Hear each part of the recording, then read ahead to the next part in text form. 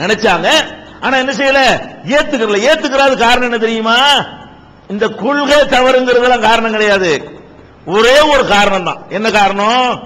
அந்த ஊர்ல சில பேர் தங்களை உயர்ந்தவர்கள் என்று நினைத்துக் கொண்டிருந்தார்கள்.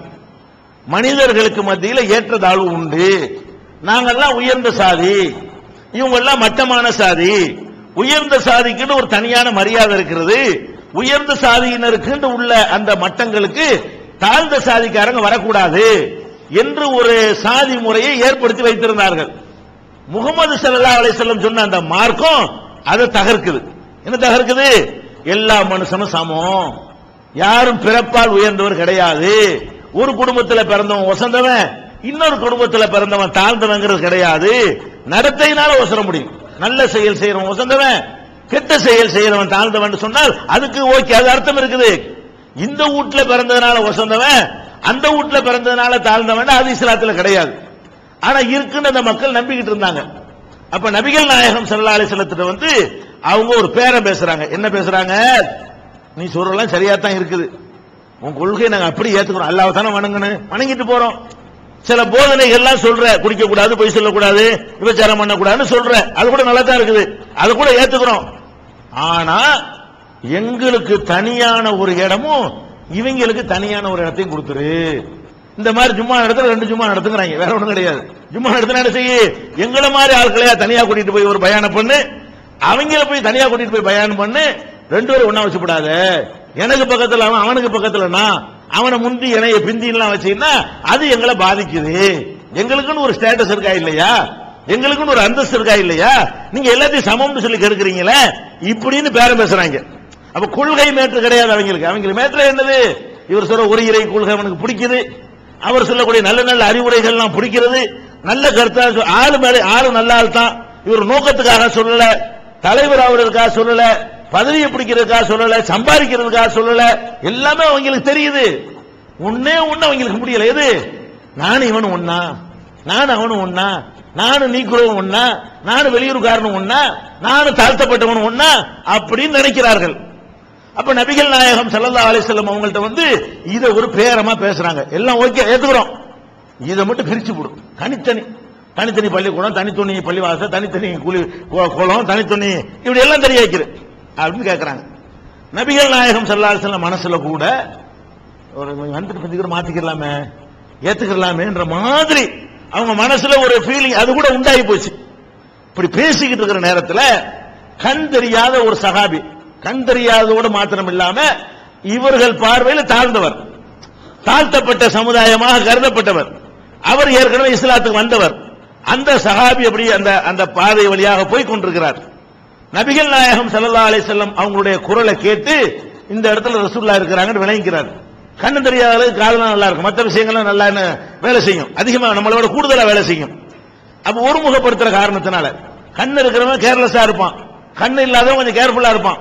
அதனால அவங்களுக்கு என்ன செய்யுது, ரசூலுல்லாஹ் சத்தம் கேட்குது அப்படின்னு சொல்லி அந்த பக்கத்தை நோக்கி கிட்ட போய் அஸ்ஸலாமு அலைக்கும் யார சொல்லலாங்கிறார். ரசூலுல்லாஹ்க்கு வந்துச்சு கோபம். என்னது, பஞ்சாயத்து இதுக்கு தான் நடந்துகிட்டு இருக்கு, இந்த இடத்துக்கு இவர் வரக்கூடாது, பேச்சுவார்த்தை எதுக்கு நடக்குது, அவங்களுடைய கோரிக்கையை நாங்க இருக்கிற இடத்துக்கு இந்த மாதிரி ஆளுங்க வரக்கூடாதுன்னு பேசிட்டு இருக்கிறாங்க. விஷயமே அதை பத்தி நடக்கும் போது இந்த மனுஷன் நேரம் கட்ட நேரத்தில் வந்துகிட்டு அஸ்ஸலாமு அலைக்கும்ங்கிறார் என்று சொல்லி பதிலும் சொல்லல. கோபம் வந்து அந்த நேரத்தில் வந்த கோபத்துல முகத்தையும் திருப்பிக்கிட்டாங்க. என்னமோ குருடரா இருக்கனால அவருக்கு தெரியல, அது முகத்தை திருப்பினது ஒரு கண்ணும் தெரிஞ்சவரா இருந்தாருன்னா அதுல நொறுங்கி போயிருப்பாரு. அப்ப அந்த அல்லாஹ்வுடைய ரசூலுக்கு மட்டும்தான் அது தெரியும், அவருக்கே தெரியாது. அல்லாஹ் என்ன பண்றான், அவனுக்கு பொறுக்கல. என்ன இது, நீ எப்படி இப்படி நடப்ப, நான் தந்த மார்க்கத்தில் நீ வளைச்சிட்டு பாக்குறியா, எல்லாம் சமந்தான், ஒத்துக்கிட்டு வந்தவா இல்லாட்டி போய்கிட்டே இருறா. அல்லாஹ்வுடைய ஸ்டைல் என்ன, மார்க்கத்துடைய விதியை நான் உண்டாக்குவேன், இதெல்லாம் சரின்னு ஒத்துக்கிட்டு வந்தா வா, இதுல அட்ஜஸ்ட்மெண்ட் பண்ணாதான் வருவேன், போய்கிட்டே வேணாம், எனக்கு எல்லா மனுஷனையும் சமமாத்த நடத்துவேன் அப்படிங்கிறான் எஜமான்.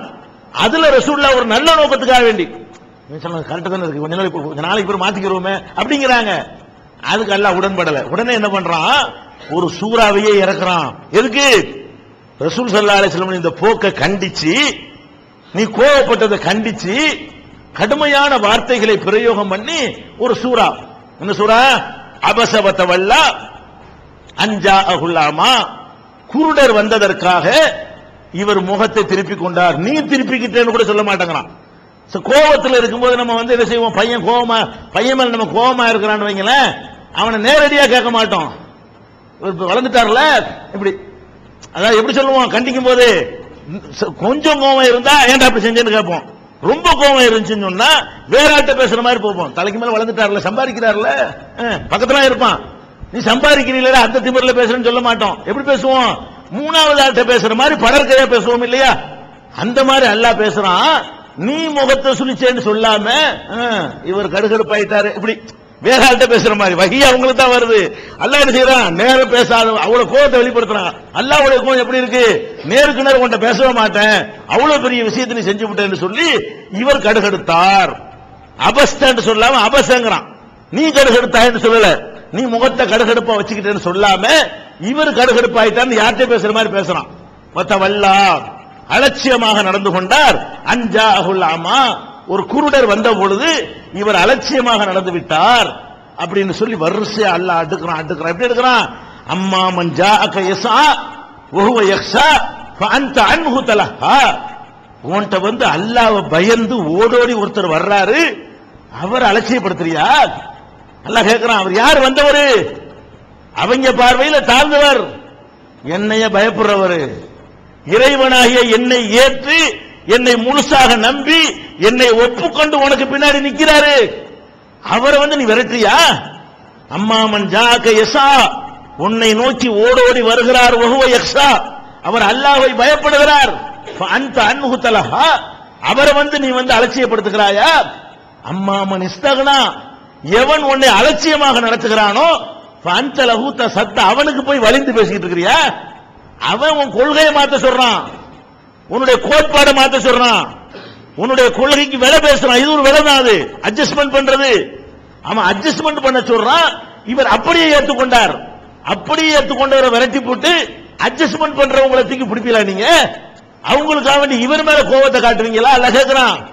அம்மாமன் இஸ்தகனா, யார் உன்னை அலட்சியம் செய்கிறானோ, உன் கொள்கையை மாத்துங்கிறானோ, பணக்காரனுக்கு தனி அந்தஸ்து கொடு, ஏழையை விரட்டுன்னு சொல்றானோ, அவர்களை ஃபஅன்தலஹு தஸத்தா, நீ அவருக்கு வழியை போய் சொல்லிக் கொண்டிருக்கிறாய். அல்லாஹ் கேட்கிறான், வமா யுத்ரீகல் அல்லஹு யஸக்கா, இந்த குருடர் இருக்காரே அவர் தூய்மையான மனிதர் என்று உனக்கு என்ன தெரியும்? எனக்கு தெரியும்யா. அவர் உள்ளத்துல எப்படிப்பட்ட நம்பிக்கை இருக்குன்னு எனக்கு தெரியும். யாரை விரட்டல நீ அப்படின்னு அல்லாஹ் கேட்கிறான். இது எதை உங்களுக்கு காட்டுது? இதை கேட்டோன்னு அப்படி மக்கள்கிட்ட வைக்கிறாங்க. அப்பதான் இந்த குருடருக்கே தெரியுது பாருங்க.